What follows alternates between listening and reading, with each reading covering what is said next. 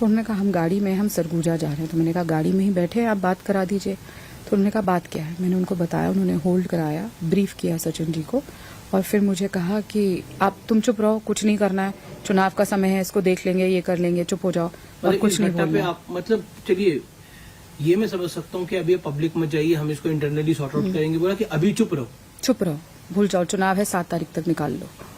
और ये लगातार मुझे कहा जा रहा था पहले। ये वो पार्टी कर रही है जो कहती है मैं लड़की हूँ, लड़ सकती हूँ, महिला न्याय, और वही पार्टी जो कर्नाटक का मुद्दा उठा रही है, महिला पहल। हमें रोज, मैं आपको अगर अपना फोन दिखाऊं तो हमारा जो स्ट्रैटेजी ग्रुप है जिसमें हमारे को डेली का बताया जाता है कि क्या मुद्दे उठाने हैं, तो उसमें से एक मुद्दा ये है कि डिबेट को घुमा के बार बार कर्नाटक पे ले आओ, जो हुआ है।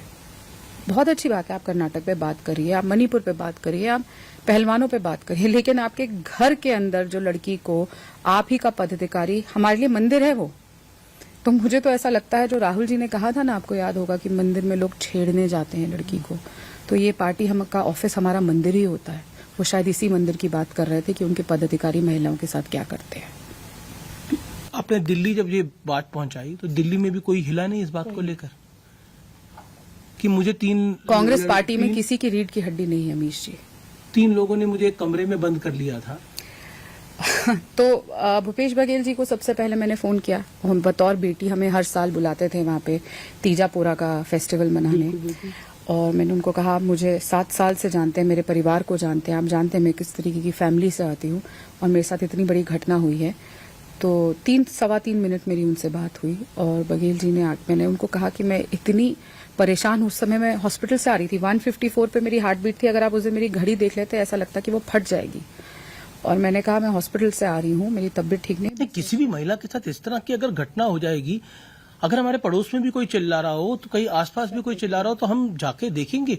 अगर कांग्रेस ऑफिस में किसी ने देखा नहीं, किसी ने पूछा नहीं, और फिर कहा जा रहा है मामले को दबा दीजिए, मतलब सचिन पायलट ने ऐसा बोला, भूपेश बघेल ने क्या बोला? भूपेश बघेल जी ने कहा नहीं, राजनीति में तुम छत्तीसगढ़ छोड़ दो। उन्होंने एक बार नहीं बोला। अच्छा, एक लड़की जो अपने परिवार से दूर बैठ के कांग्रेस के लिए सुबह शाम काम कर रही है, अपने घर के पैसे लगाकर, मैंने आज तक कांग्रेस पार्टी से 1 रुपया नहीं लिया, और अब मेरे पैसे से इल्जाम लगाए जा रहे हैं। मैं अपने घर के पैसों से, आप होटल्स के बिल्स निकलवा के देख सकते हैं, मैं कांग्रेस पार्टी से कुछ नहीं लेती थी, सिवाय इस टाइम के जब मुझे कहीं दूर जाना होता था 200 किलोमीटर 300 किलोमीटर, तो मैं उनको कहती थी आप गाड़ी मुझे प्रोवाइड कर दीजिए जो मुझे सेफली ले जाए और ले आए। उसके अलावा मैंने कांग्रेस पार्टी से कुछ नहीं लिया, एक भी स्टे का 1 रुपए का खाना नहीं खाया, चाय नहीं पी उनकी। और फिर मुझे ये बोला गया कि